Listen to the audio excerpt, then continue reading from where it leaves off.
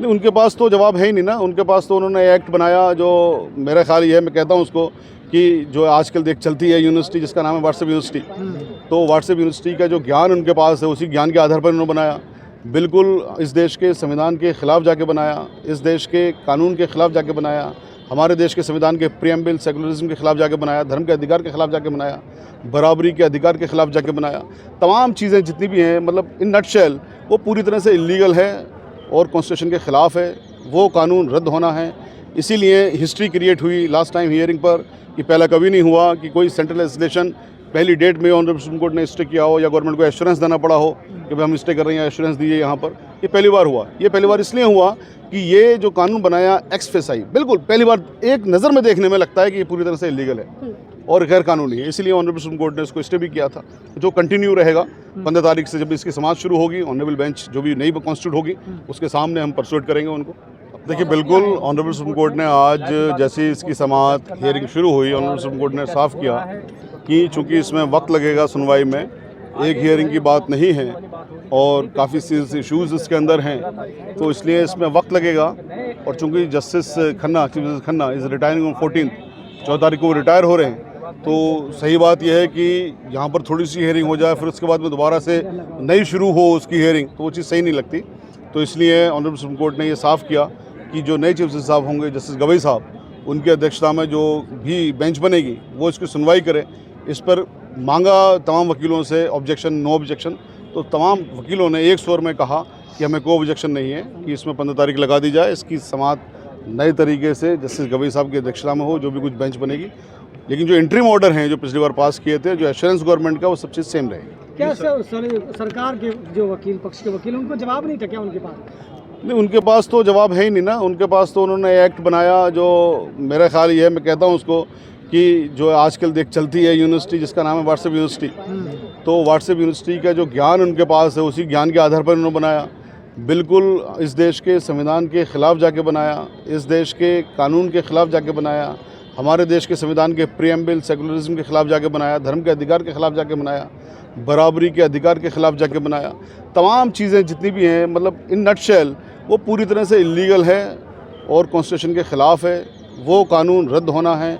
इसीलिए history create हुई last time hearing पर कि पहला कभी नहीं हुआ कि कोई सेंट्रल लेजिस्लेशन पहली डेट में ऑनरेबल सुप्रीम कोर्ट ने स्टे किया हो या गवर्नमेंट को एश्योरेंस देना पड़ा हो कि भाई हम स्टे कर रहे हैं, एश्योरेंस दिए यहाँ पर। ये पहली बार हुआ। ये पहली बार इसलिए हुआ कि ये जो कानून बनाया एक्स फेसाई, बिल्कुल पहली बार एक नज़र में देखने में लगता है कि ये पूरी तरह से इलीगल है और गैर कानूनी है। इसलिए ऑनरेबल सुप्रीम कोर्ट ने इसको स्टे भी किया था, जो कंटिन्यू रहेगा। 15 तारीख से जब इसकी समाअत शुरू होगी, ऑनरेबल बेंच जो भी नई कॉन्स्टिट्यूट होगी उसके सामने हम परसुएट करेंगे उनको अपनी बात। नए जज साहब जो आप बैठेंगे, फैसला कुछ लेंगे या फिर डेट भी मुकर्रर करेंगे कोई? देखिए, जो कोर्ट के अंदर समाअत होती है, जो सुनवाइयाँ होती है ना, उसमें हियरिंग डेट्स टू डेट्स पे चलती हैं। जब भी हियरिंग उसकी कंप्लीट होगी तभी फैसला आएगा। पहली डेट पे कोई फैसला नहीं आता है। पहली डेट पे इंटरिम फैसले होते हैं, जो इंटरिम फैसला हमारे फेवर में है। सर, कानून में इस कानून में कौन से ऐसे पहलू हैं सर? करने के लिए जो है 5 साल की प्रैक्टिसिंग होना जरूरी है, उसके लिए क्या कहेंगे? मतलब ये मजाक किया है सरकार ने देश की रूह के साथ, देश के संविधान के साथ। अब बताइए, मैं मुसलमान हूँ तो मैं मुसलमान हूँ, आप हिंदू हैं, कोई भी तो वो हिंदू है। उसमें सरकार से सर्टिफिकेट लेके आएंगे कि हम सब मुसलमान हैं। सरकार आगे जांच करेगी मैं नमाज़ पढ़ता हूँ नहीं पढ़ता, मैं कुरान पढ़ता हूँ नहीं पढ़ता। क्या मजाक किया इन लोगों ने देश के साथ में, सबके साथ में, के साथ प्रैक्टिसिंग मुसलमान हूँ, आप इस वक्त सर्टिफिकेट दिए 5 साल का। बोले इससे ज़्यादा और कोई बात ऐसी नहीं हो सकती जो इसको मैं कहता हूँ कि मजाक। मैं तो और अच्छे अच्छे अल्फाज इनके लिए इस्तेमाल करना चाह रहा हूँ, बट मैं अपने आप को रेस्ट्रिक्ट कर रहा हूँ उन चीज़ों के लिए। लेकिन नटशेल में अगर मैं कहूँ कि इससे ज़्यादा और कोई ख़तरनाक बात इस देश के अंदर नहीं हो सकती कि मुसलमानों को सर्टिफिकेट देना पड़ेगा इस बात का कि साहब हम प्रॉपर्टी अपनी अल्लाह सुब्हानहू तआला को दान देना चाहते हैं और हम 5 साल से प्रैक्टिसिंग में हैं, प्रैक्टिसिंग में इस्लाम को फॉलो कर रहे हैं या मुसलमान हैं हम। इससे ज़्यादा मजाक और कोई नहीं हो सकता जो भारत की सरकार ने देश के मुसलमानों के साथ या देश के तमाम लोगों के साथ, हिंदुओं के साथ भी ये सब किया है। लेकिन सर, इस कानून में कौन से ऐसे पहलू हैं जिस पर सबसे ज़्यादा संज्ञान लिया जा रहा है? देखिए, सबसे ज़्यादा संज्ञान लेने वाली चीज़ें इसके अंदर बहुत सारी हैं। तुम जितनी भी एक्ट बनाया है ना, उसमें से 1-2 चीज़ों को छोड़ दिया जाए। जैसे कि वो वोहरा के लिए क्रिएट करना चाहती हैं वक्त, कोई दिक्कत नहीं है, कर लीजिए। आगा खानी के लिए करना चाहती हैं, कोई दिक्कत नहीं है, कर लीजिए। शियाओं के लिए ऑलरेडी है, लेडीज़ के लिए ऑलरेडी है, ठीक है। लेकिन इसमें जो करना चाह रहे हैं वो ये करना चाह रही हैं जो वक्फ बाय यूज़र है।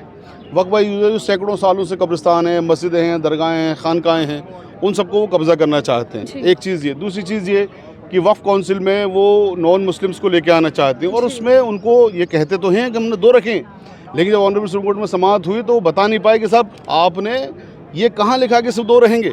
एक तो 2 रखना ही अपने आप में इलीगल है, एक भी रखना इलीगल है। फिर आप ये नहीं लिख रहे हो कि 2 रहेंगे, एक्स ऑफिशियल से भी हिंदू आ सकता है, 2 वैसे आ सकती है, उससे ज़्यादा भी तादाद हो सकती है और नेक्स्ट 5-6 साल में पूरे के पूरे सारे लोग हिंदू हो जाएंगे उसमें, तो फिर तो वक्फ आपसे छिन ही गया ना। लेकिन सिर्फ सरकार की जो दलीलें हैं कि प्रबंध और सिर्फ जो वक्फ की संपत्ति है उसी में बदलाव किया जाएगा, सुधार किया जाएगा, बाकी धर्म से कुछ लेना नहीं है इसका। अच्छा, सरकार की दलील को मैं एक ही अल्फाज में अगर आपके सामने इसको झूठा साबित कर दूं तो फिर आप क्या कहेंगे? सरकार ने ये कहा कि डीएम को पावर होगी वो ये डिसाइड करे कि कोई प्रॉपर्टी वक्फ है या नहीं है, और डीएम किसी भी प्रॉपर्टी के आगे खड़ा होकर कह देगा कि साहब मुझे लगता है यार ये वक्फ नहीं है, उसी वक्त से वो वक्फ खत्म हो जाएगी, उसी वक्त से वो वक्फ खत्म हो जाएगी। तो आपने तो वक्फ प्रॉपर्टी छीन ली ना, और डीएम के उस आदेश को कोई चैलेंज नहीं है, किसी कोर्ट में नहीं आ सकते उस आदेश के खिलाफ। प्रावधान ये किया गया है डीएम उसके बाद में इंक्वायरी की, पहले प्रॉपर्टी छीन लेगा, वो प्रॉपर्टी सरकारी बन जाएगी, फिर वो उसके बाद इंक्वायरी करेगा। इंक्वायरी करने का कोई टाइम नहीं है, 100 साल में करे, 200 साल में करे, 500 साल में करे, कब करे कुछ नहीं पता। उसी वक्त से वो प्रॉपर्टी सरकारी हो जाएगी, सरकार उस पर अपना उसे बेचे, उसमें बिल्डिंग बनाए, जो भी कुछ करे कर ले, तो आपके पास से वक्त प्रॉपर्टी छिन जाएगी। क्या है, रद्द होगा या फिर कुछ परिवर्तन किया जाएगा? 100% हमें यकीन है अपनी अदलिया पर, ऑनरेबल सुप्रीम कोर्ट पर, हमारी जुडिशरी पर, हमारे संविधान पर, कि ये कानून जिस तरह से भारत के संविधान के खिलाफ जाके बनाया है, ये कानून ज़रूर रद्द होगा, ज़रूर रद्द होगा, ज़रूर रद्द होगा। सर, लेकिन जो निशिकांत दुबे जी ने जिस तरह टिप्पणी की कोर्ट पर, जज साहब पर, उसके बाद ये इसको बढ़ा दिया जाए, फिर जज साहब जो है वो रिटायर हो जाएंगे, तो मुसलमान में नाउम्मीदी तो बढ़ेगी ना कि भाई इसको बढ़ा दिया गया, फिर फैसला नहीं आया। देखिए, जो अभी आपने नाम लिया बेसिकली वो तो एक शाब्दिक आतंकवाद वो करते हैं, शब्दों का आतंकवाद होता है ना, तो शाब्दिक आतंकवाद वो करते हैं। और हमारी सरकार से, अब सरकार तो हर हमारी मांग क्या पूरी करेगी? सरकार तो चूंकि सरकार के एमपी हैं, बट उनके खिलाफ यूएपीए के तहत कार्रवाई होनी चाहिए, उनके खिलाफ कंडेंट भी लगना चाहिए। हैविंग सेड सो, जो आपका सवाल है कि साहब नाउम्मीदी, जब तक हमारे देश का संविधान है जो रहेगा हमेशा, जब तक हम नाउम्मीदी किसी भी हालत में नहीं लेके आ सकते अपने अंदर। नाउम्मीदी वैसे भी कुफ्र होती है, हम नाउम्मीद बिल्कुल भी नहीं है अपनी अदलिया से, अपनी जुडिशरी से, अपने संविधान से, भारत का जो सिस्टम है उससे, अपने हिंदू भाइयों से, अपने ओबीसी भाइयों से, आदिवासी भाइयों से, दलित भाइयों से, अपने क्रिश्चियन पारसी भाइयों से, जो भी लोग देश के अंदर हैं, हमें पूरे देश के लोगों पर भरोसा है कि आज नहीं कल, आज भी बहुत सारे हिंदू भाई हमारे साथ में आ रहे हैं। पिटीशन भी हमने तरफ से डाली है डॉक्टर उदिर राज साहब ने, जो कि बहुत बड़े दलित लीडर भी हैं। तो हमें पूरी उम्मीद है, पूरे यकीन है कि देश का हर वर्ग सड़कों पर भी आएगा इन सरकारों के खिलाफ जो सरकार इस तरह के कानून बना रही है, क्योंकि आप देश के बेसिकली तोड़ने की कोशिश कर रहे हो इस तरह के कानून बना के, तो देश को हम टूटने देंगे नहीं। सुप्रीम कोर्ट नई याचिकाओं को स्वीकार नहीं कर रहा है। देखिए, सुप्रीम कोर्ट नई याचिका जो बात है, जो ऑलरेडी याचिकाएं हैं उसके अंदर तमाम सब चीज़ें हैं, फिर भी ऑनरेबल सुप्रीम कोर्ट ने ये कहा है कि आपकी जितनी भी एप्लीकेशन पिटिशन्स आ रही हैं वो एप्लीकेशन बन सकती हैं। अगर कोई आर्गूमेंट ऐसा लगता है कि आपने नहीं किया है इन जो 5 पिटिशन्स और जो उससे पहले की पिटिशन्स हैं, तो कोई भी वो आर्गूमेंट दोबारा कर सकता है। ऑनरेबल सुप्रीम कोर्ट ने किसी को रोका नहीं है बहस करने से। इसकी नंबर जो पिटिशन्स है, नंबर ऑफ पिटिशन्स ना बढ़ जाएं और इसकी सुनवाई में देर ना हो जाए, इसलिए ये वाला एहतमाम किया गया है। चलिए, शुक्रिया। ठीक है।